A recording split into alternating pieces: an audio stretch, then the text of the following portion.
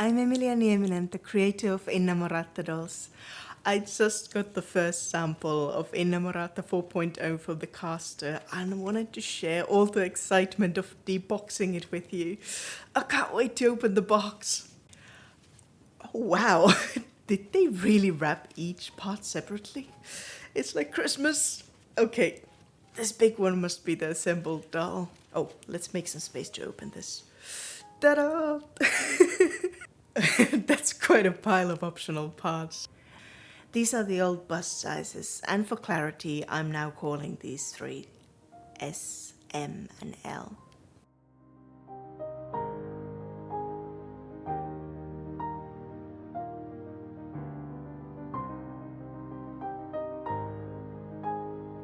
They assembled the doll with the new epic bust size, and I must say, I'm surprised of how nicely proportionate it looks here on the NCR head sculpt.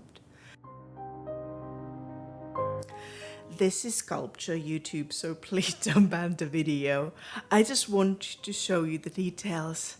I must say the caster did a great job with the texture, though it's kind of hard to see in the milk resin. The vertebrae are more exposed in the small bust sculpt. And on the M bust too.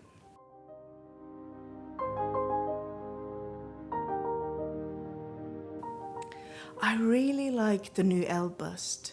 It doesn't look so enormous anymore that my eyes gotten used to it. I like the natural weight and shape of it. I made the L bust generally softer so the sides are more rounded, as if kind of bulging from a tight bra.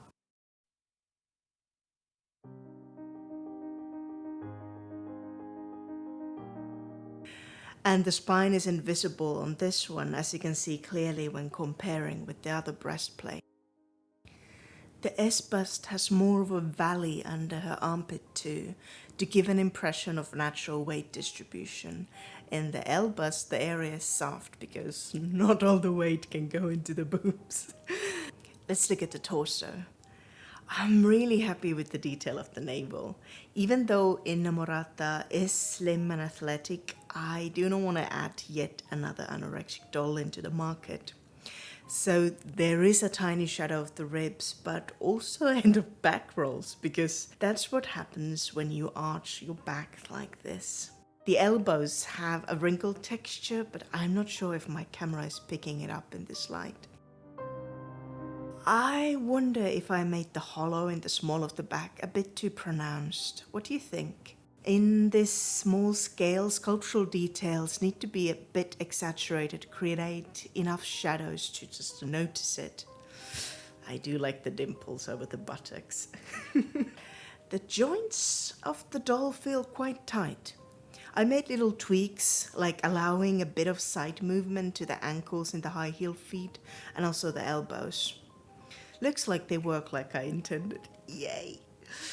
Oh, here you can actually see the tiny notch that allows the sideways movement inside the elbow.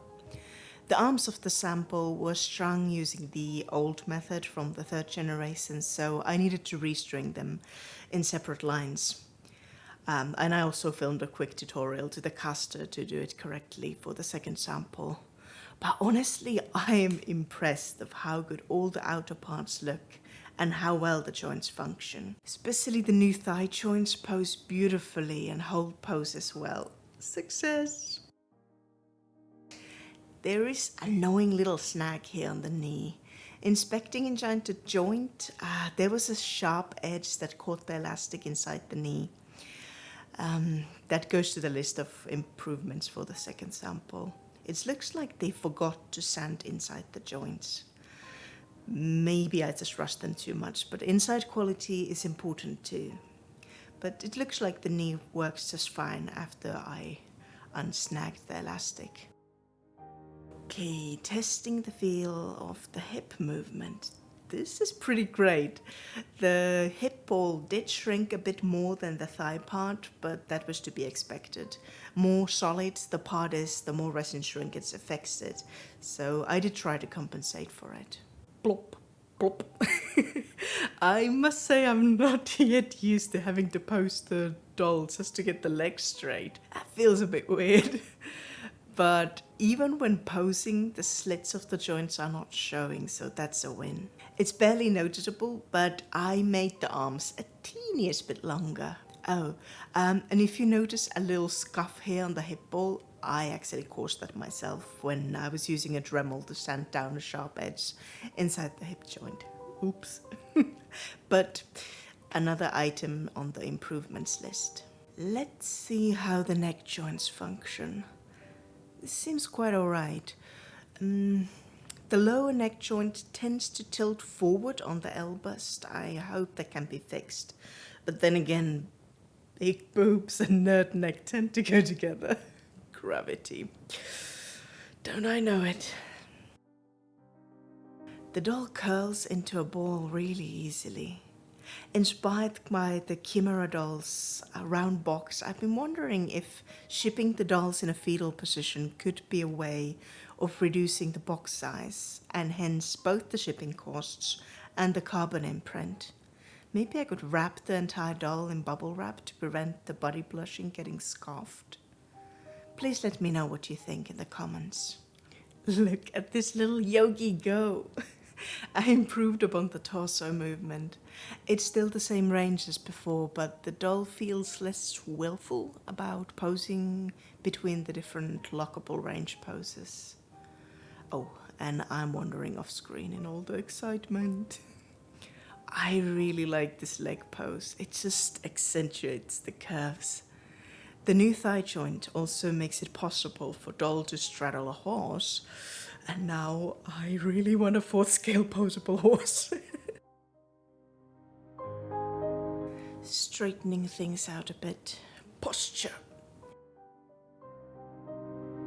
Oh, let's inspect the heads. This is the closed mouth reincarnation of Jie. The Asian sculpt always has a special place in my heart, as it was the first Inamorata ever released. She has evolved quite a bit over the years, from Miao to Midori and now Jie. Her features ever changing based on what Asian country I'm living at any given time. Oh, I'm so happy with Shani, especially the lips.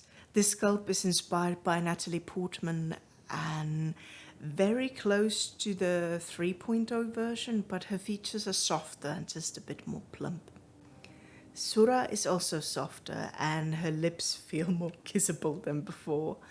The jawline is softer too, with a kind of pointier tip. Elizabeth is the one I'm most proud of, sculpturally speaking. I know the milk resin is too light to show the details of the texture in full, but the caster did an awesome job capturing all the wrinkles. I really wasn't sure if they could pull it off. So happy. A catch is so adorable. I love this grumpy pumpy face. But this head needs a dark resin to truly shine. Lorelei is inspired by Marilyn Monroe, but looking at her, I feel like she could make an awesome Emma Stone Cruella de Vil. And I'm sure she could channel Harley Quinn with that smile. I'm really happy that her face looks like she's really smiling. It's such a challenging expression to sculpt. Alita debuted in 2014 in Paris as Charo, short for Rosario, and has journeyed from Sofia Boutella inspiration more towards Lara Stone lately. I really love her bunny teeth. Oh, I nearly forgot Encia because the head was on the doll body. I had to snatch up this footage from the painting stage I was filming later.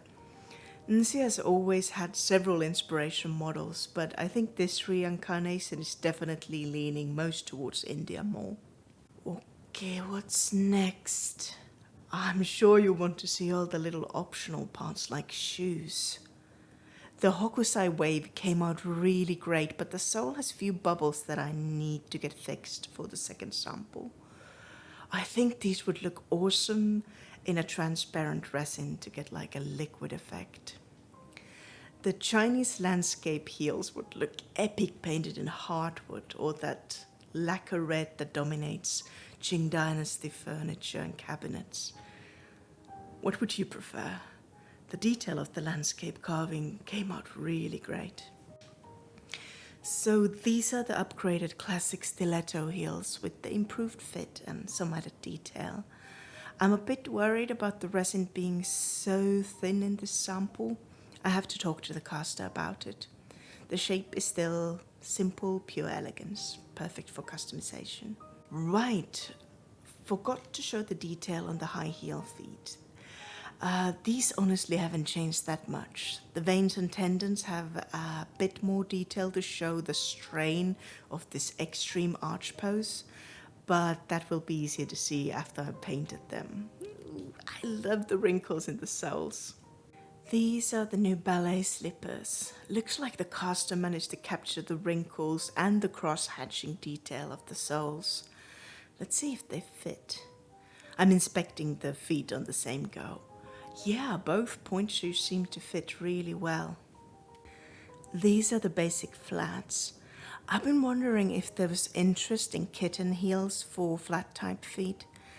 Please let me know in the comments. I'm always happy to sculpt more shoes, but at least for me, dolls are all about living my high heel aspirations, so I can be the one wearing the flats. The flat feet are awesome for free posing though, as the doll can stand by herself in them. Let's test the fit of the shoes. Flat feet are also crucial for ballet poses, so I made ballet slippers for the flat feet as well. I tried to make them feel like the same shoe but just in different poses. Two ballet dancer friends of mine helped me get the arch of the shoe and calluses on the ballet feet right. The flat one looks a tiny bit longer, but that's to show the compression and strain on the point position places on both the foot and the shoe. This is also why the point slipper has slight wrinkling on the hard front, but the flat one does not. These odd-looking things are the new eyes. I managed to break two of the eye stems in the previous version. Wait, let me fish out one of the old eyes to show you. Here. I reinforced the base of the stem to make the eyes sturdier to move inside the head. This is the one with a 3mm iris. The difference between the 2 and 3mm irises is almost imperceptible like this, but surprisingly huge when on the dolls. The 3mm iris used to be my favorite, but trying the eyes out on the heads, I noticed that especially on the new head sculpts, Akech, Lorelei and Elizabeth, the smaller 2mm iris looks much more natural. Let's inspect the hands. I think people are most excited about these long-nailed ones. The fingers look so long with these claws all spidery and stuff. I love the way this pair can steeple the fingers into this Mr. Burn excellent pose. It's so predatory. I sculpted the nails as thin as I dared, but they do feel strong enough. I'm really impressed with the strength of this resin. The ballet hands were people's favorite when I asked you what to use as basic hands that come with the doll. It's a bit difficult to show the angles when they're on the doll now though. This is the pair I asked if I should retire. The hands are most expensive part of the doll to cast, and I was thinking of selling the hands in pairs. But then again, the caster requires a minimum of 30 pieces per part to cast them. So it's kind of a difficult choice. Gotta help me out here. Do you prefer the hands to be sold in set or in pairs? This is the pair of hands for holding objects. I sculpted the Inamorata accessories, pens, makeup brushes, lipstick, guns, and all to fit these hands exactly. For me, this is my favorite pair. I love for the doll to interact with things in a photo shoot, just play with her hair and fiddle with the hem of the dress and, I don't know, bite her nails. It makes them feel more alive, and these hands are very interactive. I feel like these gloves maybe lost some detail because the stitch seams of the gloves are so close to where the casting seams of the silicone mold must go. But I'm still happy with how much texture the caster was able to capture. What color should I cast these in? I was thinking all black because then it's easy to paint the surface light, making the stitching detail really pop. I'm going to do a staining test to see the full textural detail. My favorite! These are the driving gloves. I spent ages texturizing the so-called leather of the gloves and it looks great.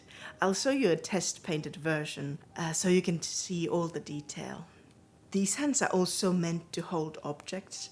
The right hand is the same one as in the other pair, but the left fist is meant to hold a samurai sword. Totally badass. Question, would you be interested in an Inamorata samurai sword? If you didn't guess, I love the Kill Bill movies. These are the boring old dressing paddles to navigate tight sleeves and bracelets. I always use these for shipping as tiny fingers can break in transit. They're sculpted to be tiny but also offer a good grip for pulling, so it's easy to swap the hands. If you ship your doll to a face-up artist, please use these. I don't always have the right color replacement hands in stock, but I always do try to help if your dolls need any repairs or parts. Last is the marble bust to display extra heads. I could have had the logo machine carved, but I wanted to show that it's all hand sculpted by leaving it a bit rugged.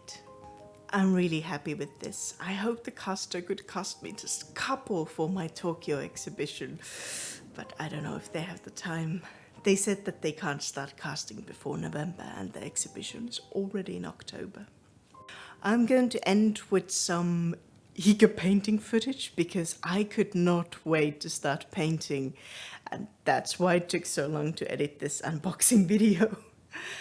I just could not put these heads down. I hope you are as excited as I am to see them come to life. Thank you for sharing this experience with me, and I'll post about the sample process and the pre-orders as soon as I know more myself. Thank you.